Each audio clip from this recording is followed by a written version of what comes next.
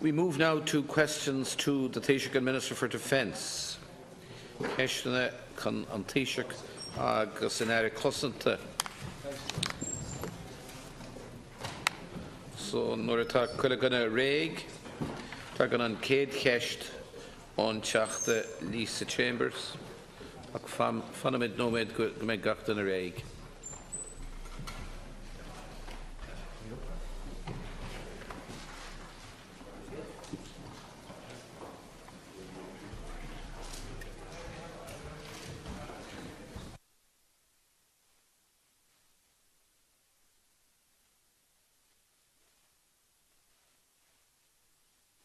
First priority question is in the name of Deputy Lisa Chambers.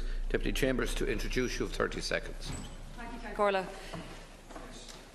Minister, my question is to ask the Taoiseach and Minister for Defence if he will commission an independent health outcome study of aircraft maintenance personnel and of personnel working in aircraft maintenance shops in Baldonnel, and if he will make a statement on the matter.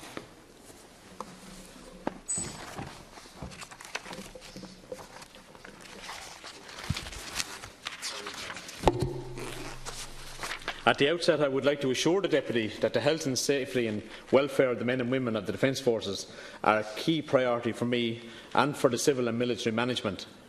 As the Deputy is aware, there are a number of processes already in train relating to reviewing health and safety procedures in the Air Corps.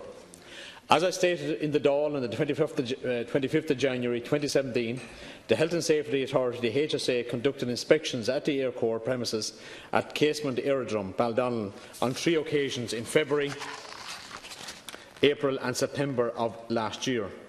During these visits, the Air Corps outlined the most recent developments regarding its health and safety practices and procedures, which have been developed in consultation with risk management experts. I understand that the HSA met with the Air Corps personnel, safety representatives and other employees and observed some workplaces and other practices. On the 21st of October 2016, the HSA issued its inspection report to the Air Corps, which listed a number of advisory items for follow-up. They include the areas of risk assessment, health surveillance monitoring of employees, actual exposure of particular hazardous substances and the provision of use of personal protective equipment. On the 20th of December 2016, the Air Corps wrote to the HSA outlining its proposed improvement plan. The Air Corps advised that it was fully committed to implementing the improved safety measures to protect workers from potential exposures to chemicals and will ensure risks are as low as reasonably practicable. The Air Corps improvement plan is being conducted over 8 phases. I am advised by the military that 7 out of the 8 phases are planned to be completed by May 2017. Additional risk assessment of particular chemicals review and health surveillance and biological monitoring will also be considered.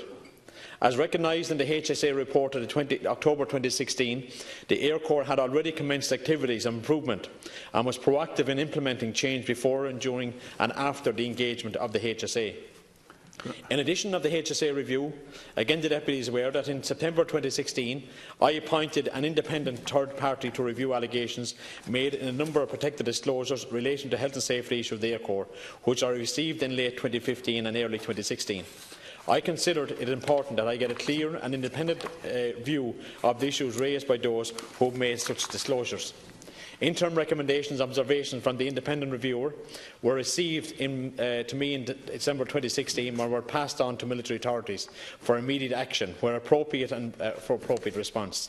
If there's something left, it will be included in the official. Thank you.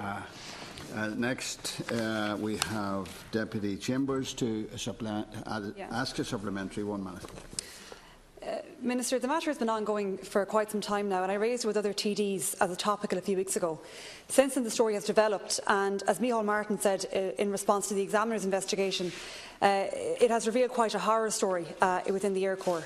Last week we saw details of text messages between Chief Whip Regina Doherty and a whistleblower who had warned the government of Air Corps staff exposure to cancer-causing chemicals while working at Casement Aerodrome Baldonnel. She undertook to contact the then Minister for Defence about the matter. In January 2015, Ms Doherty passed a message on to the whistleblower indicating that Mr Coveney would call the next day. This is contrary to Minister Coveney's, as he claims he was unaware of such an appeal. It's very clear that there are major inconsistencies have emerged in the government's account of how it managed the warnings it received relating to concerns of Air Corps technicians' health. None of the 3 whistleblowers have been contacted by the Minister Coveney or Minister yourself since they made their disclosures more than a year ago. Can I assume, Minister, that this is still the case? Have you made contact with the whistleblowers concerned yourself? We are already seeing a lot of turmoil about the treatment of whistleblowers in another arm of the state. Have we learned nothing, Minister? So, Minister, my question to you is, have you met with the whistleblowers yourself, and if not, why not? Just like to inform the Deputy, I have not met the whistleblowers. As you are aware, these are protected disclosures and there's litigation going on, and so it would be wrong of me to meet the whistleblowers. When I was informed of this, when I was after my appointment in July of 2016, when I got the full report of this, I went about appointing an independent person to carry out a review of the disclosures that were made by 3 individuals. When an independent person reviewed the files, the person felt that they hadn't got the qualifications to carry out an independent assessment.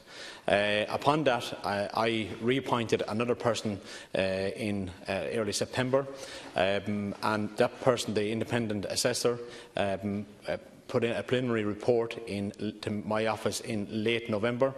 I sent a copy of the report to the military authorities in December, and they have sent back their thoughts and views on the report that was sent into my office.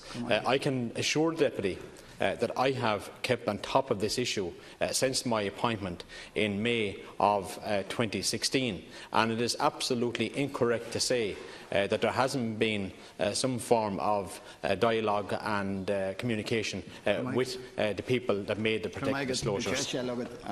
Final supplementary. Minister, the manner in which the whistleblowers in this particular case have been treated is completely unsatisfactory, and the fact that the Chief Whip and the then Minister for Defence, Minister Simon Coveney, seem to be at loggerheads or at odds as to who said what and when, and the issue surrounding the fact that Minister Coveney seems to say he is unaware that the whistleblowers wanted to meet with him personally, although the Chief Whip says otherwise.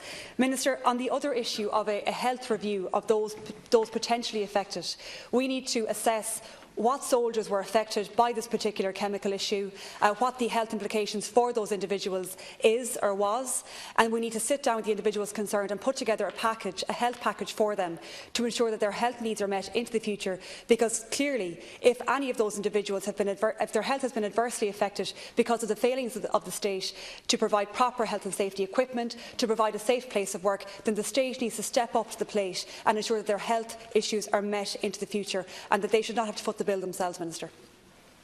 Final response. Deputy, that I've been assured by the Chief of Staff and military authorities that all health and safety precautions are put in place. As you are aware, the HSA also carried out their own review within the Air Corps, and they also made a number of recommendations around the health and safety of personnel. And let me finish. Let me finish. And they've also made a number of recommendations. I wrote to the Chief of Staff, and the Chief of Staff has corresponded with me to state that all of these are receiving the fullest of attention. What I'm going to do now, and I'm not going to jump to any conclusions, I will wait until I have the full independent review by the person that I appointed in 2016. And when I see the recommendations that this person has made, well, then I will look at the next steps and consider the findings that will be in his report. I think it would be absolutely, totally incorrect of me to jump to any conclusions. But I am willing and waiting on the independent assessor's review, and when I receive the full report, I will then look at the recommendations and look at the recommendations of the HSA to make sure that all the full and safety precautions are in place in the Air Corps, and they should expect I expect them to be. We have to start off the way we mean to continue, and we have to observe the time, whether that's a minister or deputies. Deputy Aengus Ó Snodaigh T.D. My question is to elicit a simple answer as to how long have you, your department and the Air Corps authorities been aware of the major health and safety issues relating to the handling and exposure to chemicals for personnel stationed at Casement Aerodrome in Baldonnel.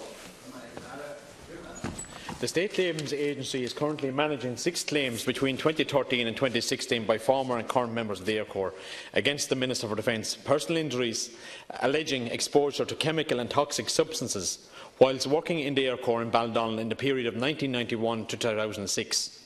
As such, my department and the Defence Forces were aware of allegations relating to exposure to chemical and toxic substances in the Air Corps. Given my responsibilities and the fact that it is myself, as Minister with Responsibility for Defence, is the defendant on these claims, you will appreciate it would be inappropriate for me to make any comment in relation to these cases while such litigation is ongoing. Protected disclosures submitted in respect of the health and safety issues in the Air Corps were received in November and December 2015 and January 2016. I was made aware of these disclosures following my appointment in May 2016, and I have previously advised the House I appointed an independent third party to review the matter in July 2016. Unfortunately, that individual was not subsequently in a position to proceed, and he notified the Department of this in August 2016. I appointed another individual to review the matter in September 2016, and the process is at an advanced stage. As the Deputy is aware, during 2016 the Health and Safety Authority (HSA) conducted inspections at Casement Aerodrome, Baldonnel on 3 occasions: the 4th of February 2016, the 5th of April 2016 and the 28th of September 2016. On the 21st of October 2016, the HSA issued a report of inspection to the Air Corps. The report outlined a number of general improvements and recommendations and included the areas of risk assessment, health surveillance, monitoring of employees' actual exposure to particular hazardous substances, and the provision and the use of personal protective equipment. The Health and Safety Report in October 2016 acknowledged that some of all of the advice items contained in that report may already have been receiving active consideration. The military authorities have advised me and the Air Corps were proactively engaged in mitigating health and safety risks in the Air Corps before, during and after the engagement with the HSA were pursuing. The development of a chemical registrar template commenced in Q2 2015. A review of the risk assessment of chemical process commenced in Q2 2015, and the HSA provided advice on the process during these visits. A new approach of chemical awareness training within the Air Corps commenced in Q1 2016. Thank you, Minister. The remainder will be included in the official report. Untitled Chapter. Minister, I asked a simple question. I didn't get the simple answer, but that's nothing new in here. When were you aware of the health and safety concerns about the handling of chemicals? Because from your answer, you seem to suggest that you and the military authorities who are obviously briefing you, and I know you a long time, I'm not accusing you of a cover-up, but there is a cover-up here. I have seen health and safety reports going back as far as 1995, all which pointed specifically to the issues that were addressed in the Examiner newspaper and which kind of a number of deputies in this House have been raising with you. So this is not a new issue. This is a cover-up because the military authorities in Casement Aerodrome did not take the required steps. Kind of when it was highlighted to them that dangerous chemicals existed, they didn't take those steps. So I would ask you again, are you aware of any health or safety reports, assessments carried out on the different workshops in Casement Aerodrome? 1 minute. Just let me repeat to the Deputy. I was made aware of these the protected disclosures following my appointment in May 2016, as I previously advised the House and yourself when we had another debate here. There is a number of litigation cases between claimants and the Defence Forces, specifically in the Air Corps, going on since 1991. I remain to be corrected on that, but I think it is 1991. And if I am wrong on that, I'll get back to the Deputy directly. Upon